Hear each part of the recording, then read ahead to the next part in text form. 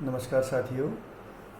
आज मैं पुनः आपके सामने हाजिर हुआ हूँ एक नए विषय के साथ। आजकल की भागदौड़ की ज़िंदगी में स्वास्थ्य का महत्व, स्वास्थ्य के बारे में ये कहा गया है कि यदि एक आदमी के पास स्वास्थ्य है तो वो जीवन में हर किसी चीज़ का मज़ा ले सकता है। यदि उसके पास स्वास्थ्य नहीं है तो चाहे उसके पास कितनी ही कीमती या कितनी ही अच्छी चीज़ें हों, वो उसका बिल्कुल भी आनंद नहीं उठा सकता है।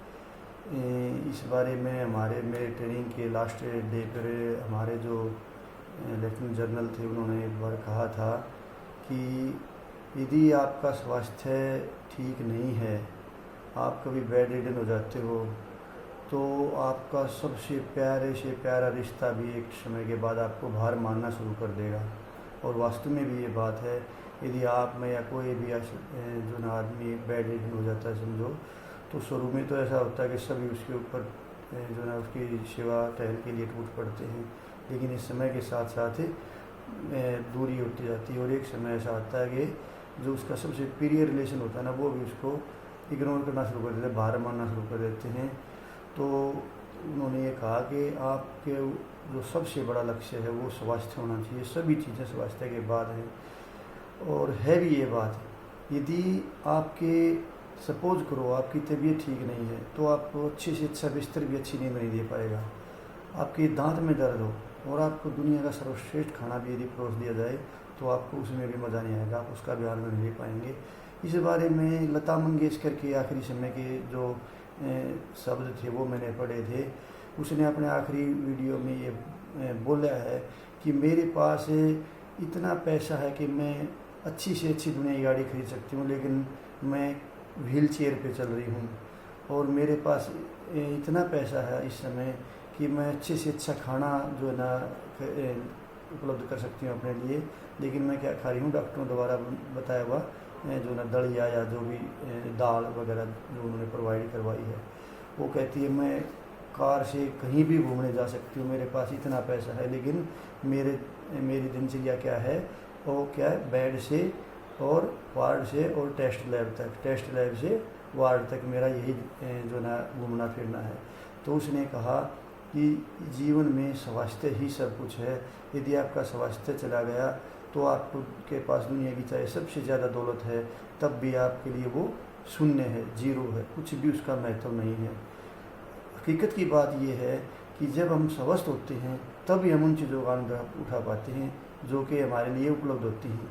हमारे पास कितना ही पैसा रहा हो, चाहे कोई भी चीज़ रही हो, यदि हमारा स्वास्थ्य ठीक नहीं है, हम बीमार हैं, तो हमें किसी भी चीज़ का आनंद ले सकते हैं। आप देखते होंगे आदमी इतना भाग दौड़ में घुसा हुआ है, कमाई के पीछे इतनी बुरी तरह से लगा हुआ है कि पहले तो वो इस कमाई के चक्कर में अपने स्वास्थ्य को ख़राब कर लेता है, और फिर जब स्वास्थ्य खराब हो जाता है, वो कमाई कर लेता है, तो फिर इस स्वास्थ्य को वापस पाने के लिए दोबारा से वो उस पैसे को खर्च करता है।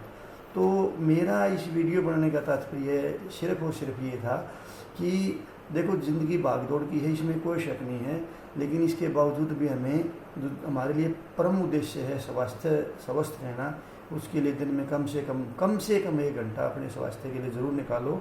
क्योंकि यदि यही नहीं रहा तो उस दौलत का, उस पैसे का, उस ज़मीन जायदाद का क्या करोगे जो आपने इस दौरान कमाई है। तो जब भी हम और चीज़ों के बारे में सोचें, एक तो देखो लाइफ ही आजकल की ऐसी हो गई है, नौकरी है वो ज़्यादातर ऑफिस की होगी, बैठने की होगी, बिजनेस है वो इतना स्ट्रेसफुल है कि उसमें सुबह शाम तक आदमी घुसा रहता है। तो सारी चीज़ें हमारे स्वास्थ्य के एडवर्स हो गई हैं। पहले नेचुरल एक्टिविटीज़ हो जाती थी, हमारे काम ही ऐसे थे कि उनमें वो सारी एक्टिविटीज़ हमें अलग से करने की ज़रूरत ही नहीं रहती थी, वो खुद ब खुद हो जाती है। लेकिन आजकल सब मशीन सुविधा में हो गई है, तो एक इवन गृहिणी के लिए भी जो ना ये चीज़ें होगी कि उसको कुछ भी काम नहीं करना पड़ता, सब काम मशीनों से हो जाता है। तो इन चीज़ों के से क्या हुआ कि इनका बुरा प्रभाव किस पे पड़ा, हमारे स्वास्थ्य पर। तो स्वास्थ्य को बनाए रखना हमारा परम उद्देश्य होना चाहिए। सभी चीज़ें उसके बाद हैं, पहला जीवन का लक्ष्य हो कि हमारा देखो इसमें कोई शक नहीं कि बीमार कि ये नहीं कह सकते कि मान लिया आप 1 घंटा करोगे तो आप बीमार ही नहीं पड़ोगे, लेकिन उसमें कहा गया कि एक तो रेल के आगे खड़ा होना और एक अपना बचाव करना, दोनों में फ़र्क है। हम कोशिश करें कि हम अपने शरीर को 1 घंटा ज़रूर दें ताकि इसके पसीना निकाल पाएँ, इसके जो ना बेहतर इसका वर्कआउट हो पाए। उसके बावजूद तो देखो भगवान की इच्छा है कि वो किसको कैसा रखेगा, इसके बारे में कोई दावा तो नहीं किया जा सकता। कि भाई वर्कआउट करने वाला लंबा जिएगा जो कुछ, लेकिन फिर हमारे जो मेन उद्देश्य है या मेन कर्तव्य है वो है कि भगवान ने हमें जो इस शरीर दिया है, जिसको भी जैसा दिया है उसने अति सुंदर दिया है, यूनिक दिया है हर आदमी को।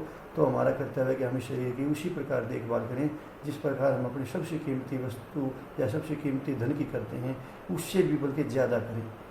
आशा है इस वीडियो को सुन के किसी न किसी साथी के दिमाग पर ज़रूर इसका असर होएगा और वो दूसरे उद्देश्यों से हटकर 1 घंटा कम से कम अपने शरीर को देगा और इसका लाभ उठा पाएगा। यदि ऐसा हुआ तो मैं इसको अपना सफल प्रयास मानूंगा। नमस्कार।